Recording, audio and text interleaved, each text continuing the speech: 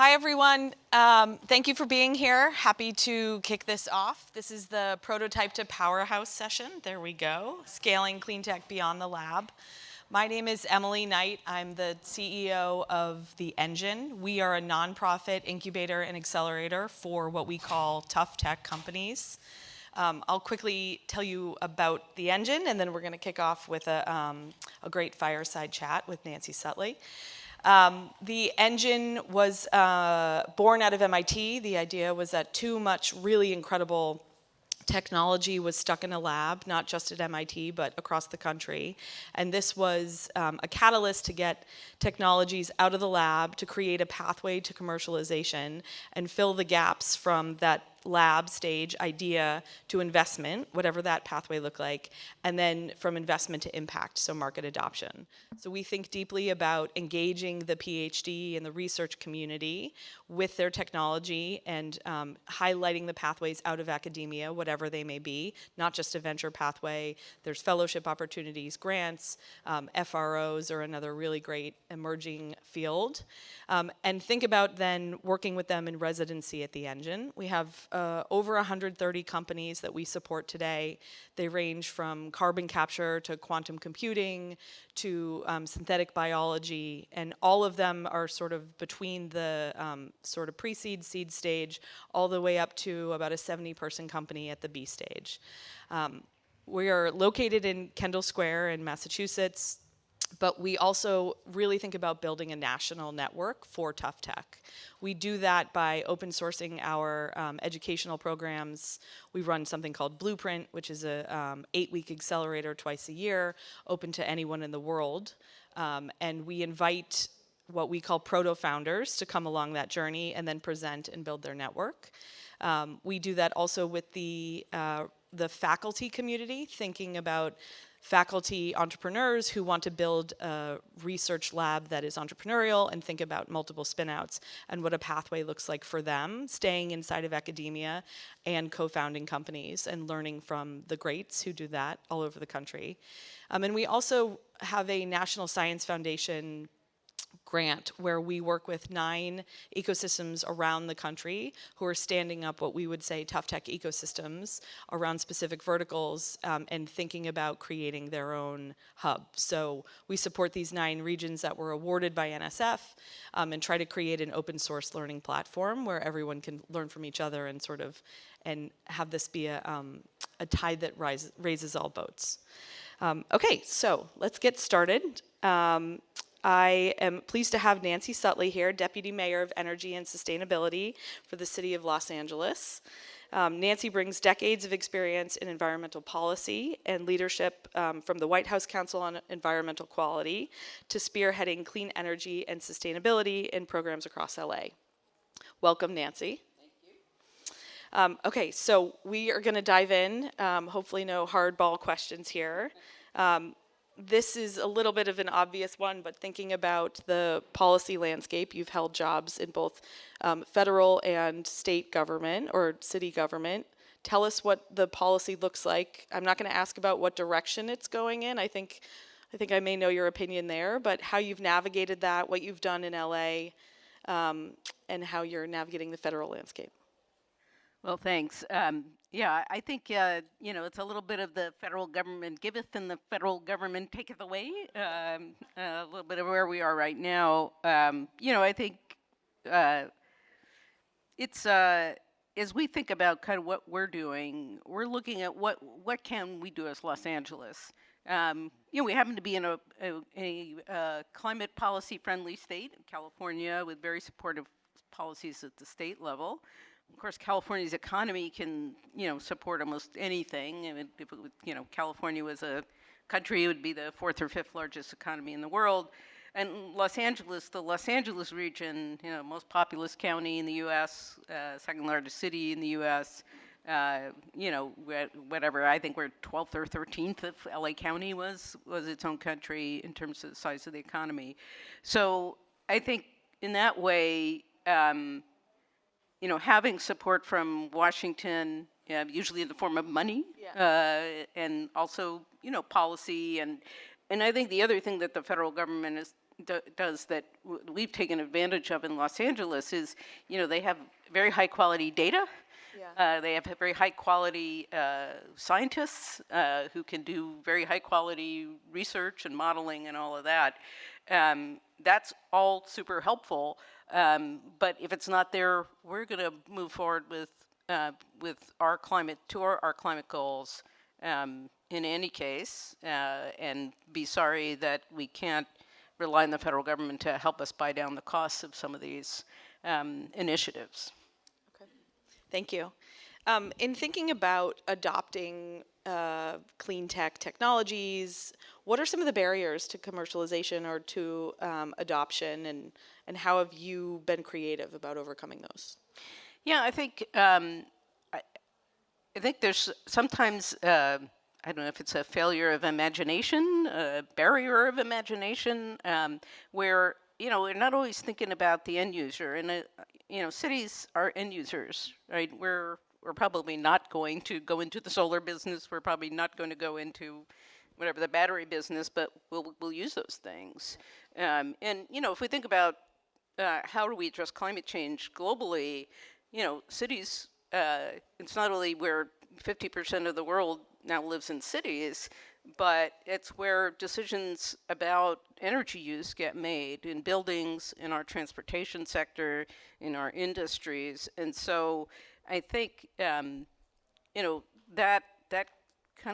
need to kind of communicate both ways, right? Sending the cities, sending the signal to the market about what we need, and the market responding, instead of saying, hey, we have a technology, please use it, please spend money on it. If we don't know how to, if we don't know how to use it or can't use it, it's not, it's not that helpful. So one thing we did in Los Angeles, going back now almost 15 plus years, because I worked in the mayor's office in a prior life for a prior mayor, was we were looking at the oncoming Great Recession of the 2008, 2009, thinking about what could we do as a city to kind of promote economic growth and job creation. And we said, we're a huge end user of clean technology. We have, LA owns its own utility, the Department of Water and Power, largest municipally owned utility in the US. We own our port, the Port of Los Angeles, which, along with the Port of Long Beach, is the largest port complex in the US. We own LAX, one of the largest, let's think the second largest origin and destination airport. We own the water, the wastewater and sewer system. Those are all departments of the city. So we have a great need for and a great appetite for investment in stuff, in infrastructure. And so in trying to think about how could we help accelerate the move to cleaner ways of operating our infrastructure, we looked around and said, we have a lot of advantages, both as an infrastructure owner. We had some land available through our redevelopment agency, and we had good partnerships with the research universities in Los Angeles. The LA area, I think, still graduates more engineering graduates than anywhere else in the country. And so we came up with this idea of creating a clean tech corridor along the Los Angeles River in downtown Los Angeles. And that sort of evolved over time, and what it turned into was the Los Angeles Clean Tech Incubator, which has now been around since 2011 in one form or another, spun off from the city. We as a city built them a campus, the La Kretz Innovation Campus in the Arts District in Los Angeles, all paid for with public money. And kind of the ultimate public-private partnership. And so I will tell you, having kind of been there at the beginning, gone away for a while, come back, served on their board, it's wildly exceeded my expectations about being able to really meet its mission of creating an inclusive green economy in Los Angeles. That's incredible. And from someone who runs an incubator in a very expensive square mile of Massachusetts, I can imagine that that leverage is outsized just on the incubator's ability to make impact and then help the next generation of clean tech entrepreneurs. Thinking about being the largest municipal utility, how are you leveraging that and the LA 100 plan and driving both innovation and large-scale rollout throughout the city? Yeah, so so the LA Department of Water and Power, if we were talking, 20 years ago, would have looked like a very conventional U.S. utility, mostly dependent on fossil fuel, owned a few coal plants, wasn't exactly a model of clean energy. If you look at LADWP today, it's at over 60% carbon free, about 40-something% renewable energy, and that really in very short space of time. And some of that was driven again by state policies about state law,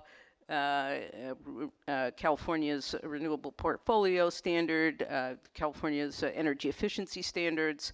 But in 2016, the City Council directed DWP to undertake a research project to figure out how to get to 100% clean energy. So the state had set a goal to get there by 2045. We wanted to know what it was going to actually take. So the Department of Water and Power contracted with the National Renewable Energy Laboratory, a part of the Department of Energy, and they modeled Los Angeles literally down to the building level. Looking at our energy use, looking at where our energy was coming from, how it was flowing, all of those things that very smart people with supercomputers can do. And lo and behold, they came up with 4 scenarios under which LADWP could get to this 100% clean energy goal. And one of them was that it was feasible to get to 100% clean energy by 2035, so 10 years ahead of the state's goal. So that report was presented, and the city council said, awesome, that's what you're going to do. So now LADWP is on its way to 100% clean energy by 2035.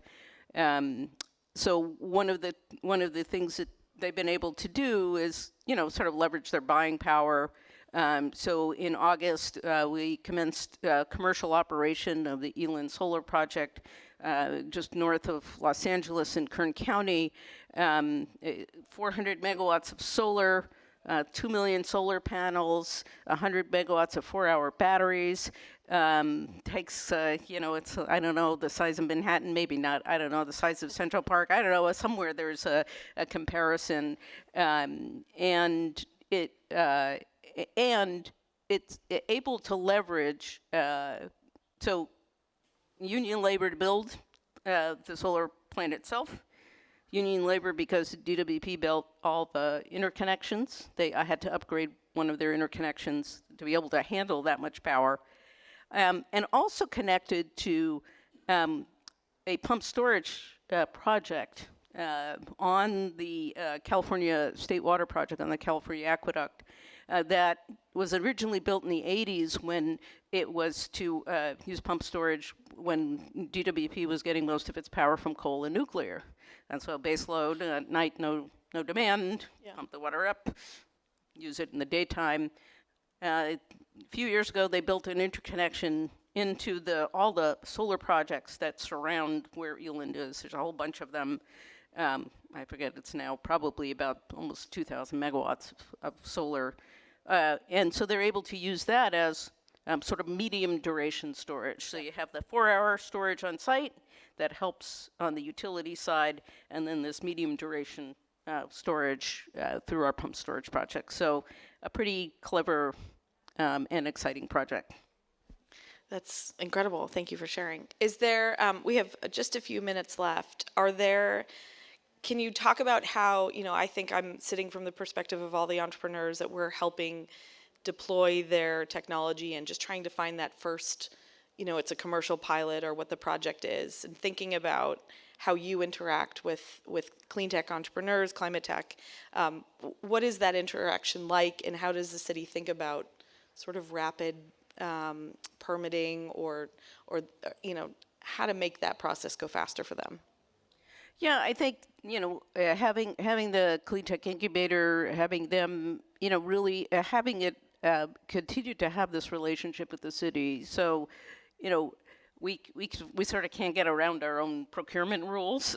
So it's not like if you're a company in the clean tech incubator, we can sign a contract with you, but you really get a front seat to the city's policies, what's happening at the city level, what does DWP need, what does the port need, what does the airport need, what do anybody in the LA economy need, and really, I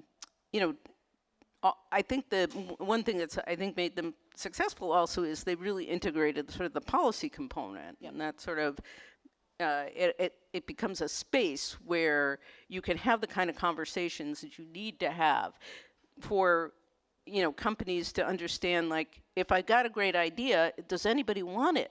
Yeah.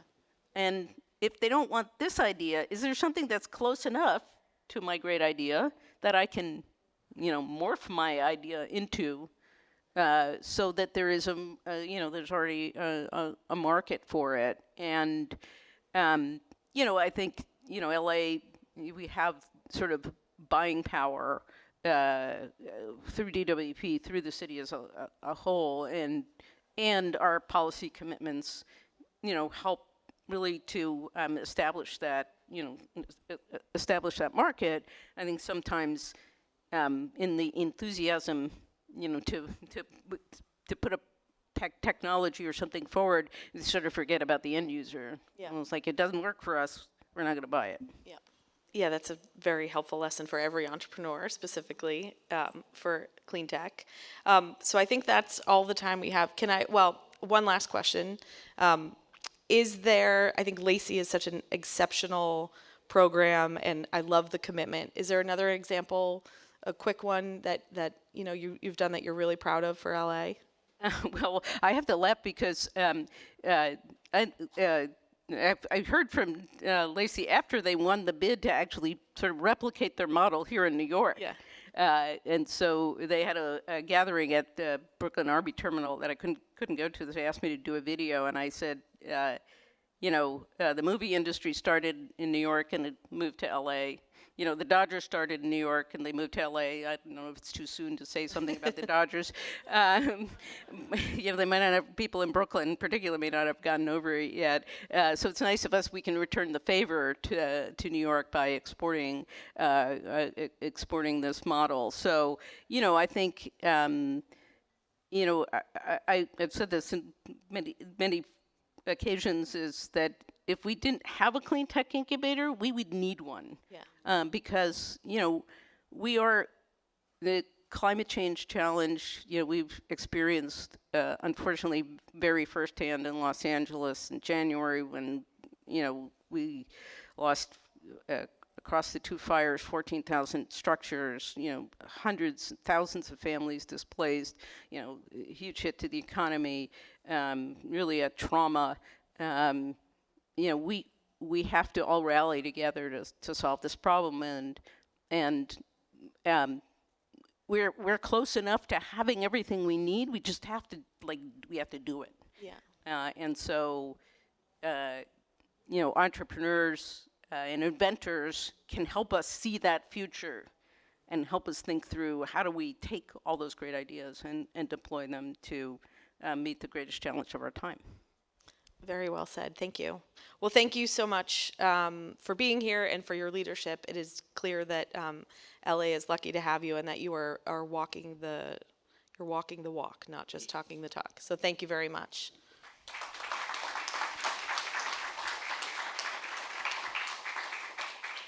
So next up, we're going to have a panel, and I'm going to ask our three panelists to join me. We have Raquel Moses, the CEO and Global Ambassador of the Race to Zero and Race to Resilience campaigns and the Caribbean Climate Smart Accelerator. We're going to have her tell us what that is. Bob Mitchell, the CEO of Global Electronics Council, and Dion Harris, the Senior Director of Accelerated Data Solutions at NVIDIA. Welcome, everyone. So why don't each of you start by telling us real quick, what you do.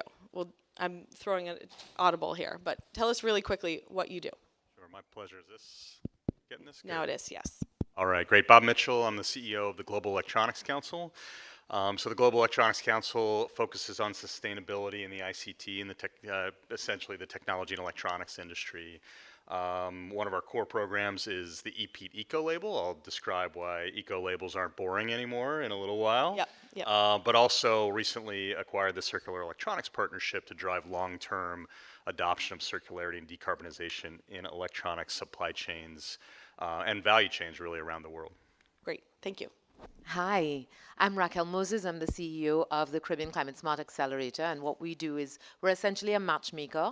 We help the 29 territories that we cover in the Caribbean to close the gap between where they are and their climate ambitions, and so we do that by bringing new sources of philanthropy, by supporting entrepreneurs in bringing new projects to the forefront, in rolling out projects ourselves. I'm also a global ambassador for the Race to Zero and the Race to Resilience. I'm also the chair of the Glasgow Financial Alliance for Net Zero for the Caribbean. Thank you. Dion? Very cool, yeah. So my name is Dion Harris. I'm the Senior Director of our Accelerated Data Center Group. And that means a lot and nothing at the same time, meaning that a lot of my time I spend working with our largest customers that are building out some largest data centers that you'll hear discussed throughout the week. I also work through some of my work working with early climate tech researchers. We have a platform called Earth2, where we're building a number of key technologies that's meant to enable a lot of the climate tech ecosystem to adopt simulation, AI, digital twin technologies.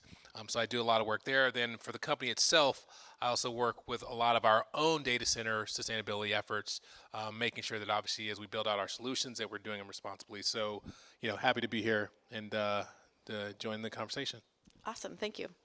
So Bob, we're going to start with you thinking about overhauling sustainability standards in electronics. How do you think that, so tell us about EPEAT first and how we think about procurement and how you balance sort of ethical procurement, and accountability.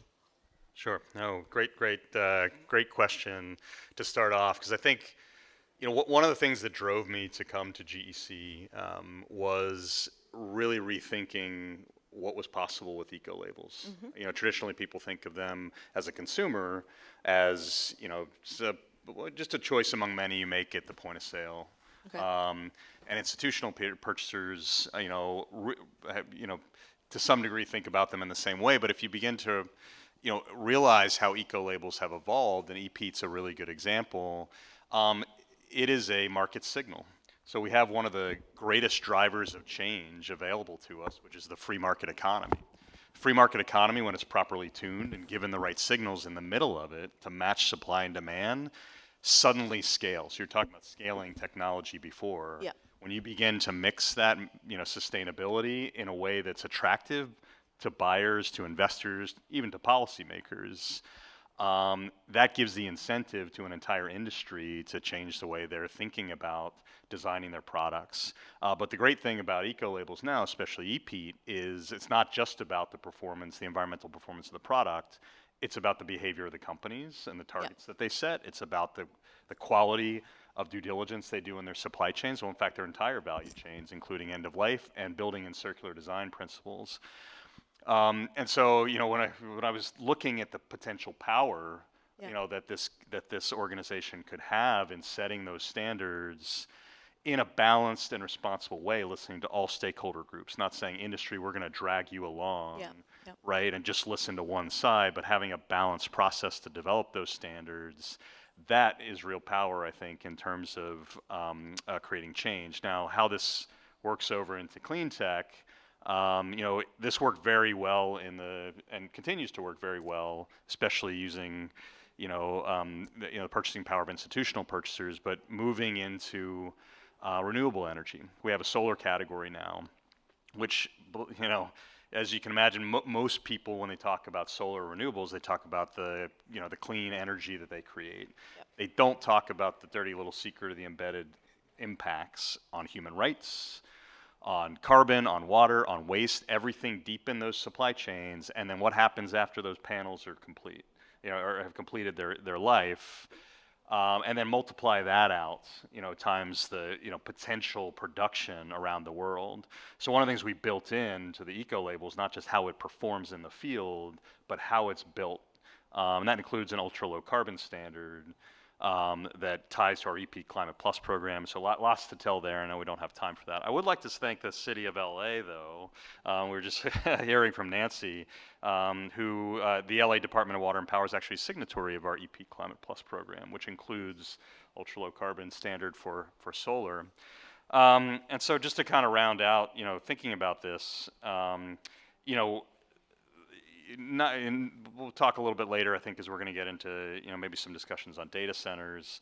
The eco label is really built to think across all the material aspects of climate circularity, chemicals, and supply chain from a responsibility standpoint. And it also allows for relatively easy expansion and scaling to new technologies because it's modular, right? The criteria stretch, rather than having one set of criteria for a mobile phone and a solar panel, et cetera, they stretch across the different product types, and that allows us to stretch into things like digital infrastructure, renewables, adjacent industries like automobiles, things like that. So there's a lot of excitement coming up around EPEAT, and then of course we've got additional parts of our portfolio that we're building as well. Yeah. Thank you. It's interesting. A conversation I was in earlier was a lot about how clean and green technologies reframed our value drivers. And so it sounds like that actually can be a value driver and not just a sticker and a label that makes it green. Absolutely. We don't need to reconvince people on how to buy and sell products. We just need to give them the right signals to incentivize them to buy sustainable products, right? And that's what we're doing, making it simple. We call it the easy button. Yeah. And measurement is important. You can measure that. We can measure exactly, whether it's kilowatt hours saved, or it's savings to taxpayers, through federal procurement as an example, or state procurement, or others. It's all measurable. So that's another great part about it. Yeah. Great, thank you.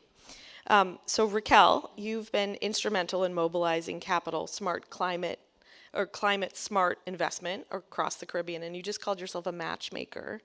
Tell us how you've done this in a different environment than is typical for climate tech, and what can we all learn from you? Sure. So we have lots of different mechanisms. I mean, I'm here right now and not at an IDB launch of a new innovation, and I think it's so brilliant. So part of the problem that we've had with financing new clean tech is that the investors on the international market don't understand our local markets, they don't understand the risk profile, and so they are pricing the assets completely out of whack. So, but the local community has the ability to understand the landscape a whole lot better, but it may not have the capital to be able to do the transaction. So rather than trying to get the international community to come in and do a completely new transaction, which takes long and just isn't happening at the speed that we need it to happen, the IDB has launched today that they are going to buy the assets or buy the loans that are already performing, that are already being serviced, to clear up the capacity of the local market to invest in the new products. So the local market starts it off, and then the IDB can then package and take those loans away so that you're creating more financial capacity to do new instruments. And I think it's just brilliant because that is going to reduce the risk factor that is perceived because those loans are already performing. And that's just one innovation that's happening today. We also have the Bridgetown agenda, which is building in, for example, disaster clauses into financial instruments for the region across all sorts of financial instruments. And I think that is an innovation, again, pioneered by Mia Motley in our region.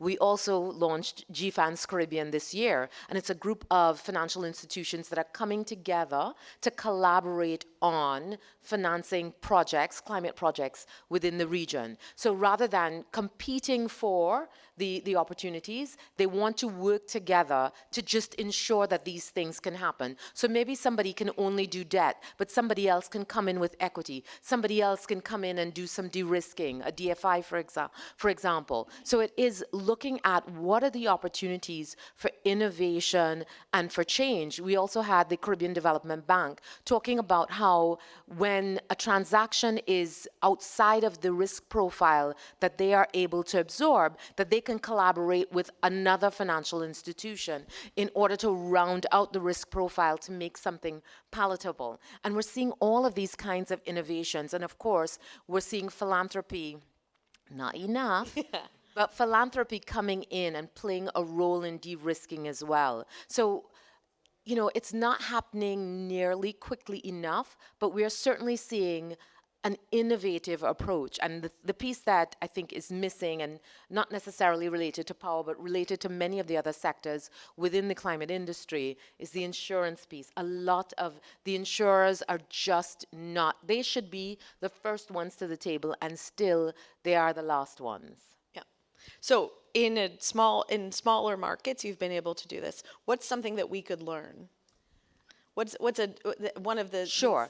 I think it's just thinking about this like a Rubik's Cube, Yeah. and looking at it creatively. Okay, if this doesn't work, and we're like, okay, reboot, find something else. That doesn't work. The risk profile is too high. Okay, international investors aren't coming in. Okay, let's get philanthropy. So it's just being able to sort of retool, because I was telling somebody, we have a much lower level of malpractice in our region because you see your doctor at the grocery store. You see your doctor, you know, going to the polls. You see your doctor everywhere. They take their time. Yeah. Because you will literally see them in traffic. You know, our degrees of separation are very, very small.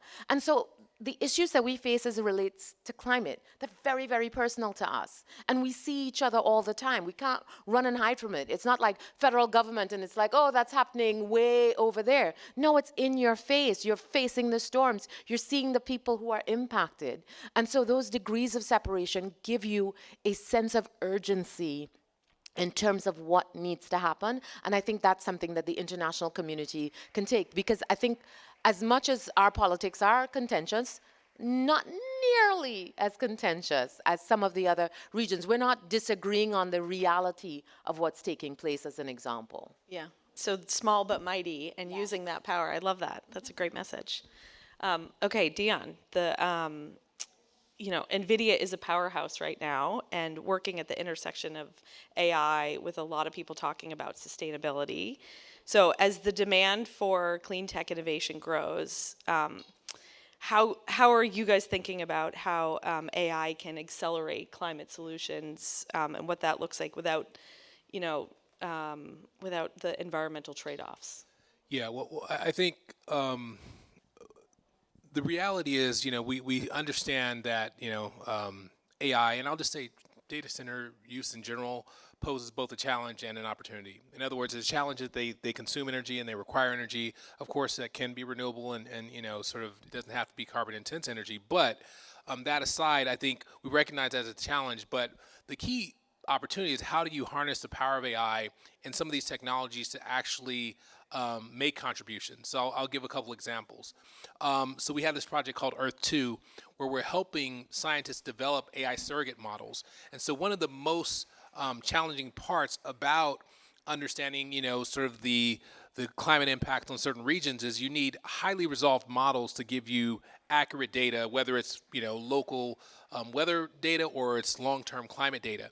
So leveraging some of these AI approaches, both to accelerate the actual simulation itself, as well as to hyper-resolve it, gives some of the smaller regions. We've been working with the island of Taiwan, for example, where they're able to use some of these models and it doesn't require a supercomputer. So again, harnessing the power of AI to give you hyper localized forecast and climate data. So that's one of the use cases.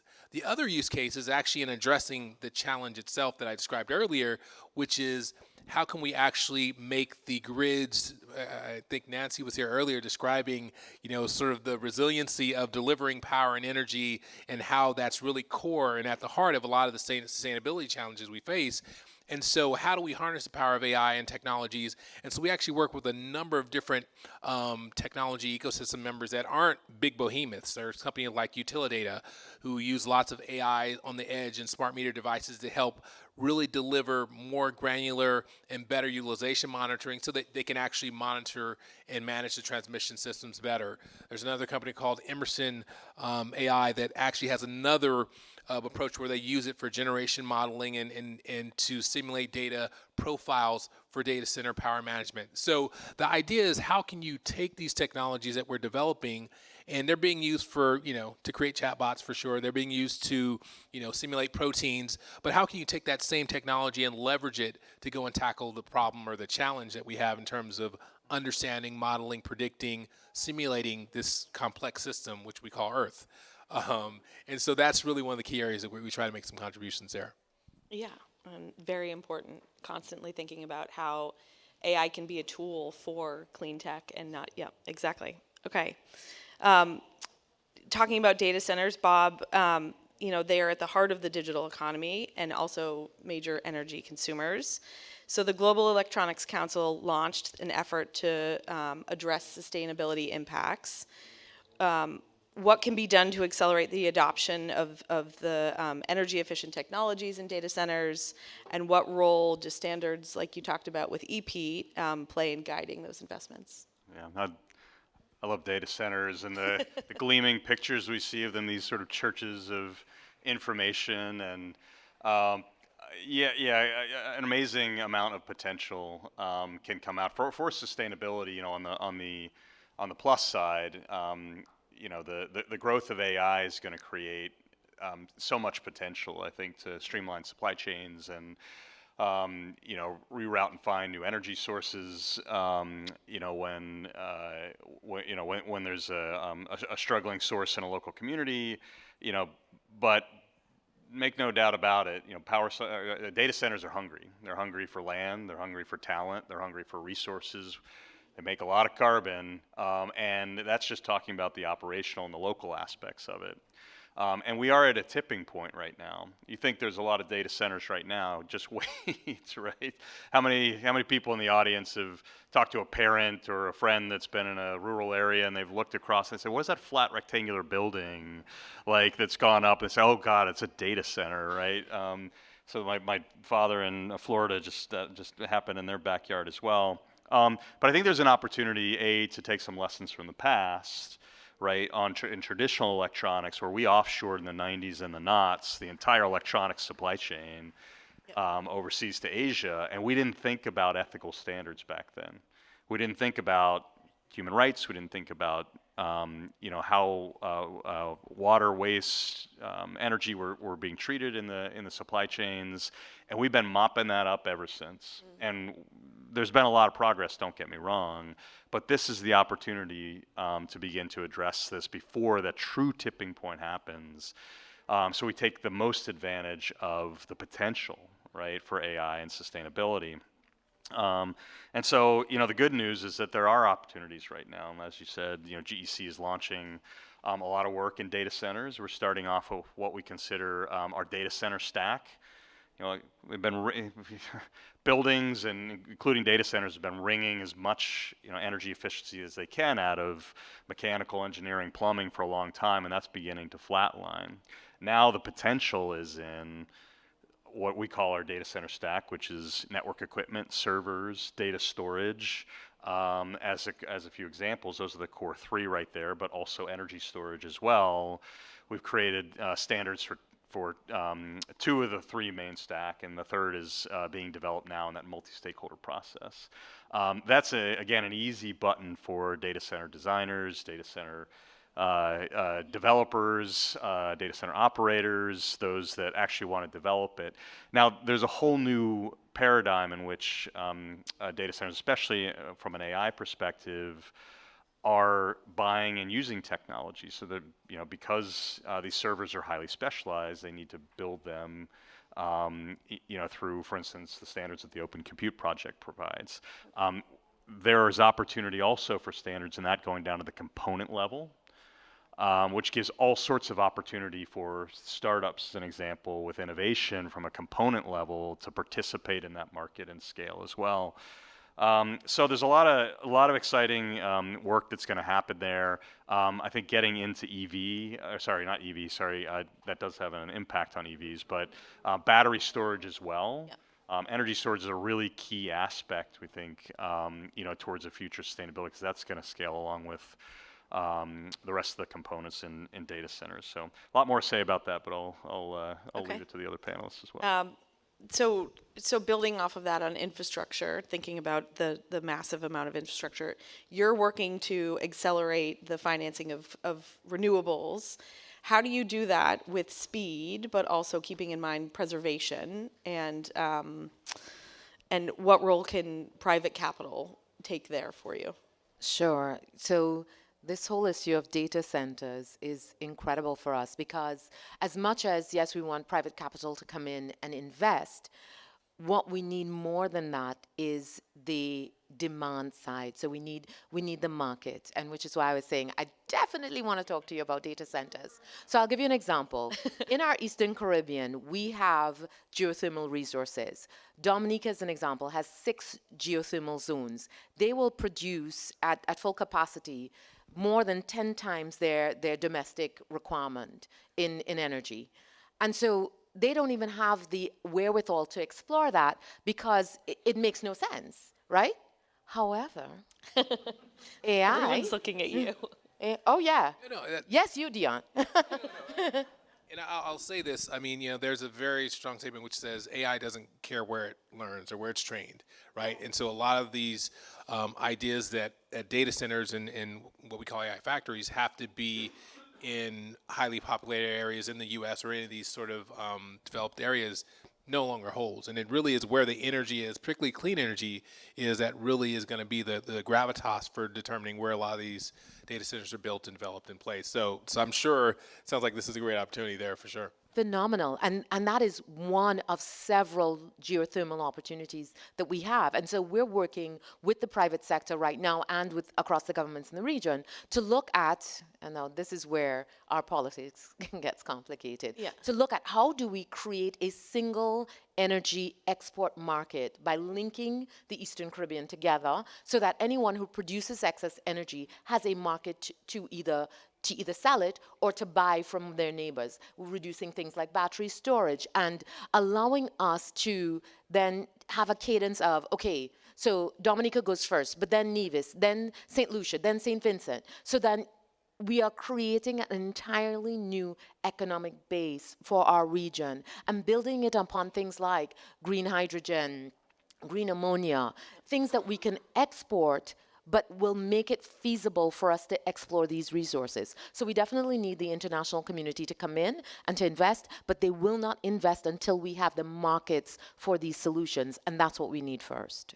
And when you said the policy side gets complicated, is that around the environmental preservation? It's less about that because we have really strong environmental protections. Okay. I worry less about that. It is more about each country is sovereign but small. Yeah. And so deciding to subordinate your progress to somebody else's so everybody wants to sell, nobody wants to buy. And so figuring out who's going to be the first buyer within the region, that is the thing that we need to solve. And how do you convince your population, yeah, well, we're letting Nevis go first, but we're next. Yeah. So if we can get some of the market forces on board, I think then, we're working with the development organizations, and we can then start to create a path to this market that we want to create. But if we can get the market to come, I think everything else will roll out thereafter. Thank you. That's incredible. And a mighty challenge to solve. Okay, so question to you for the clean tech operators and innovators who are looking to scale in a way that is both fast and profitable.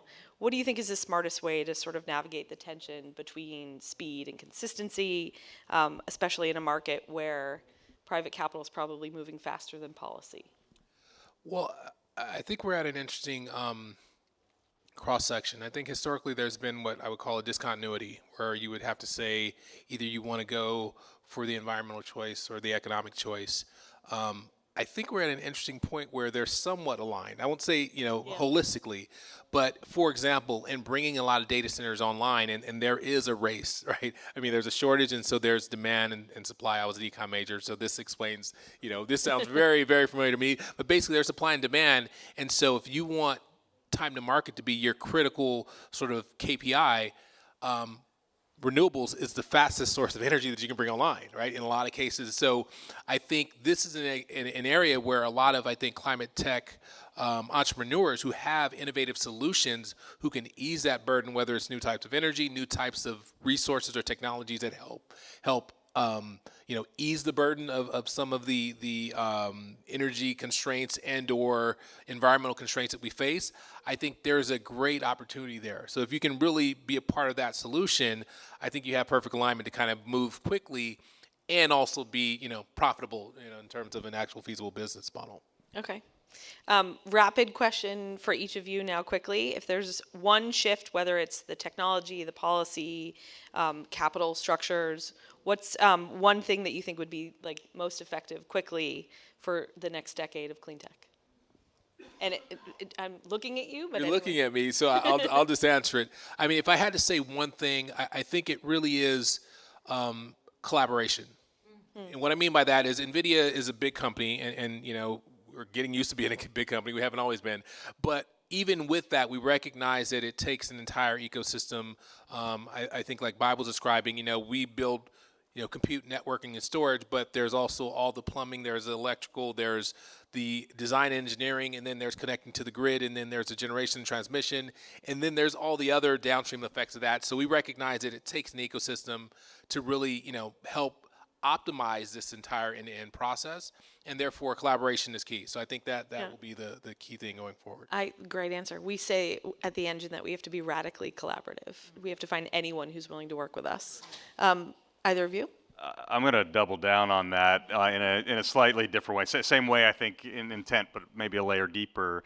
I've never, from an industry standpoint, I've never seen so much progress as when there is pre-competitive behavior where they recognize it's good for the industry, it's good for their goals, and they can organize in that way and tear down the territorialism and then find a way to include the rest of the stakeholder community in a way that's balanced. And that's when real change happens. Yeah, for me, I will triple down on the collaboration. I think that is where it's at. But for us, it is about changing the narrative on climate, because we talk about climate like it's a moral imperative. And while it is, there is a business opportunity here. There's a $1 trillion business opportunity. And if we keep selling it as a moral imperative, people miss the opportunity that is right before us. We have the opportunity to transform the Caribbean into something that is, future and beautiful, or even more beautiful, because it's really gorgeous now. But that is absolutely next level, futuristic, technologically enabled, and we're missing that because we're focusing on, it's a crisis and the moral imperative. That's not the deal. This is the next huge thing, and we need to jump on it and make sure that the trillions of dollars that are being spent with us. Yeah, well, very well said. Thank you. And I think if you're willing to host, we'll all come to, we'll come to you to have that conversation. I want to thank all three of you for being a part of the conversation. Thank you so much. And thank you all for being here. Thank you. Thank you.